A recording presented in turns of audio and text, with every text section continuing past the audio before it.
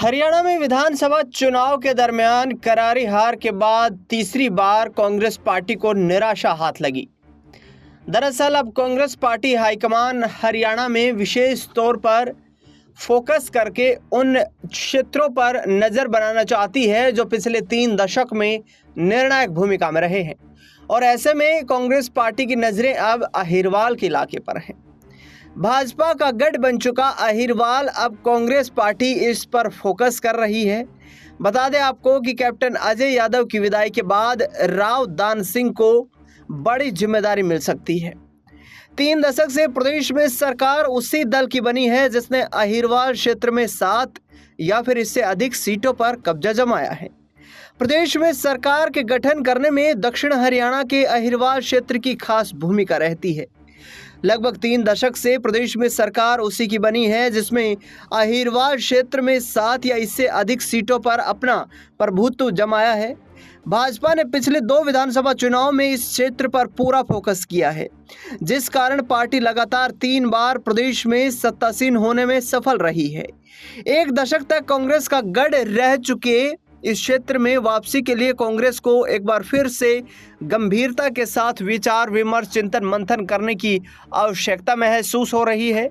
Captain Ajay Singh Yadav के हाथ से ओबीसी सेल की राष्ट्रीय अध्यक्ष की जिम्मेदारी छीनने के बाद राव दान सिंह को संगठन में बड़ी जिम्मेदारी दी जा सकती है। दरअसल बता दें आपको कि राव दान सिंह अहिरवाल के क्षेत्र में काफ़ी प्रभावशाली हैं। महेंद्रगढ़ से 5 बार विधायक रह चुके हैं। इसके साथ साथ गुरुग्राम और मेवात इलाके में भी राव दान सिंह की अच्छी खासी पकड़ बताई जाती है। 2024 के लोकसभा चुनाव में राव दान सिंह महेंद्रगढ़ भिवानी लोकसभा सीट से चुनाव लड़ चुके हैं और बीजेपी के चौधरी धर्मवीर सिंह को कड़ी टक्कर दे चुके हैं। ऐसे में राव दान सिंह का चेहरा अब दक्षिणी हरियाणा के अहिरवाल क्षेत्र में कांग्रेस के लिए सबसे प्रभावशाली हो सकता है।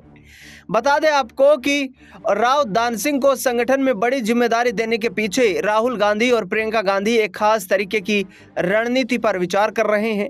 वर्ष 2000 के विधानसभा चुनाव में इंडियन नेशनल लोकदल ने भी इस इलाके में अच्छा प्रदर्शन किया था।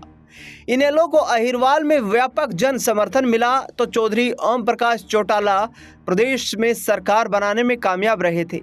वर्ष 2005 में इस क्षेत्र ने कांग्रेस के पक्ष में पलटी मारी तो भूपेंद्र सिंह हुड्डा लगातार 2 बार सरकार बनाने में कामयाब रहे। वहीं वर्ष 2014 में मोदी लहर के चलते अहिरवाल में भारतीय जनता पार्टी ने इंडियन नेशनल लोकदल और कांग्रेस का सुपड़ा साफ कर दिया था। उसके बाद पार्टी से इस क्षेत्र पर फोकस करना फायदे का सौदा साबित हुआ है। अभी तक कांग्रेस ने अहिरवाल क्षेत्र में पद के नाम पर कैप्टन अजय सिंह यादव को ही बड़ी जिम्मेदारी सौंपी हुई थी।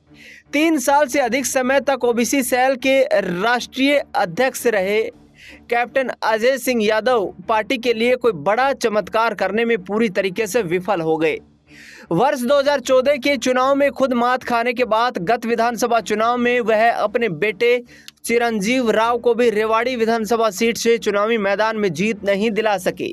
इससे पहले लोकसभा चुनाव में उनका एक बार चुनाव लड़ने से इनकार करना और बाद में टिकट मांग लेना कांग्रेस पार्टी के लिए घाटे का सौदा ही साबित हुआ था।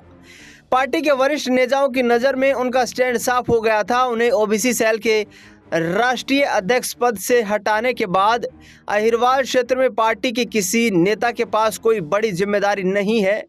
ऐसे में राव दान सिंह को कांग्रेस पार्टी इस क्षेत्र में बड़ी जिम्मेदारी देकर उन्हें प्रदेश अध्यक्ष तक बना सकती है, क्योंकि सीएलपी लीडर न होते हुए भी भूपेंद्र सिंह हुड्डा कांग्रेस पार्टी के लिए जाट वोट बैंक में अच्छे खासे लोकप्रिय हैं। बता दें आपको कि कांग्रेस पार्टी के सूत्रों से मिली जानकारी के अनुसार आगामी रणनीति को देखते हुए कांग्रेस इस बार बड़ा बदलाव करने की तैयारी में है। अहीरों को साधने के लिए राव दान सिंह को पार्टी का प्रदेश अध्यक्ष तक बनाया जा सकता है। साथ ही नेता प्रतिपक्ष के लिए चल रही जद्दोजहद के बीच एक ऐसी महिला विधायक को विपक्ष का नेता बनाया जा सकता है। महिला नेत्री और राव दान सिंह दोनों ही हुड्डा के काफी करीबी माने जा रहे हैं, जिस कारण उन दोनों को एडजस्ट करने पर कोई किसी को आपत्ति नहीं होगी।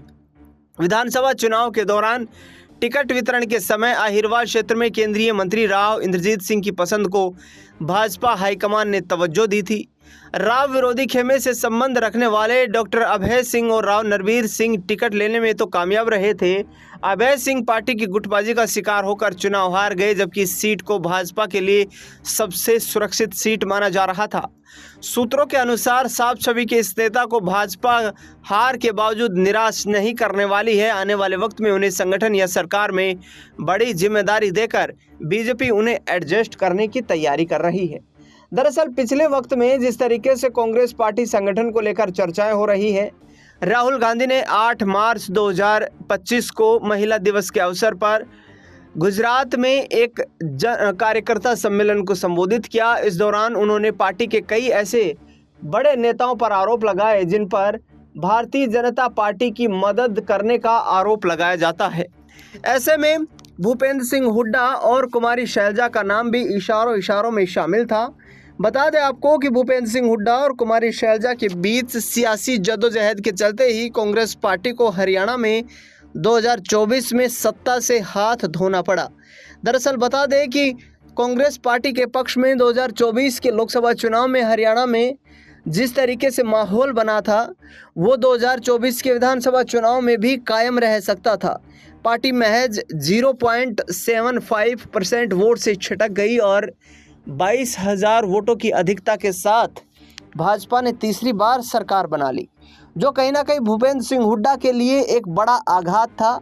हालांकि इंडियन नेशनल लोकदल के राष्ट्रीय अध्यक्ष अभय सिंह चौटाला और जननायक जनता पार्टी के दिग्गज नेता दिग्विजय सिंह चौटाला, दुष्यंत चौटाला और अजय सिंह चौटाला लगातार भूपेंद्र सिंह हुड्डा पर भाजपा की मदद करने के आरोप लगा रहे हैं। कांग्रेस पार्टी के कई नेता भी ऐसे हैं जो भूपेंद्र सिंह हुड्डा को अंदरूनी हालात को देखते हुए पसंद नहीं करते हैं, जिसको लेकर करीब 5 महीने से अधिक वक्त बीत जाने के बाद भी कांग्रेस पार्टी हरियाणा में सीएलपी लीडर का ऐलान नहीं कर पाई है। ऐसे में राव दान सिंह की मौजूदगी को देखते हुए अहिरवाल क्षेत्र में उनका प्रभावशाली आगामी वक्त भी रह सकता है। राव दान सिंह अहिरवाल की राजनीति को अच्छी तरीके से समझते हैं। गुरुग्राम में वे राव इंद्रजीत सिंह को टक्कर दे सकते हैं या फिर राव इंद्रजीत सिंह को कांग्रेस पार्टी सीएम कुर्सी का ऑफर देकर एक बार फिर से कांग्रेस में शामिल कर सकती है, क्योंकि भूपेंद्र सिंह हुड्डा अच्छी तरीके से जानते हैं कि अहिरवाल क्षेत्र में बिना मजबूती के सरकार बनाना टेढ़ी खीर साबित हो जाएगा। क्योंकि इस बार के विधानसभा चुनाव में ये स्थिति स्पष्ट हो गई है कि जाट वोट बैंक में भी अच्छी खासी सेंधमारी कांग्रेस पार्टी के खिलाफ भाजपा कर चुकी है, जिसका सियासी नुकसान कांग्रेस पार्टी को लगातार हो रहा है। ऐसे में अब देखना दिलचस्प होगा कि आने वाले वक्त में हुड्डा करीबियों को किस तरीके से संगठन में एडजस्ट करने की कवायद शुरू होती है और भूपेंद्र सिंह हुड्डा किस तरीके से आगामी वक्त में रणनीतियां बनाते हुए नजर आते हैं। फिलहाल इस खास खबर में इतना ही। देश दुनिया से जुड़ी तमाम बड़ी खबरों के लिए देखते रहिए नेक्स्ट 9 पॉलिटिकल बाइट।